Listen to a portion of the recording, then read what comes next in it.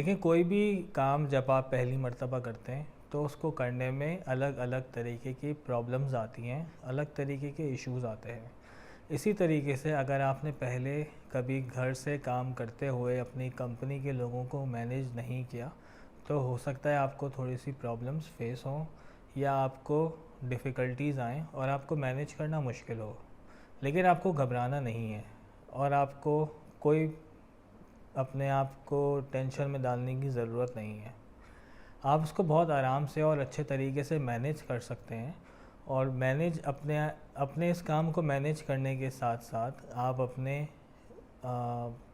अपने साथ जो लोग और काम कर रहे हैं उनके लिए भी एग्ज़ाम्पल सेट कर सकते हैं कि घर से किस तरीके से काम किया जा सकता है।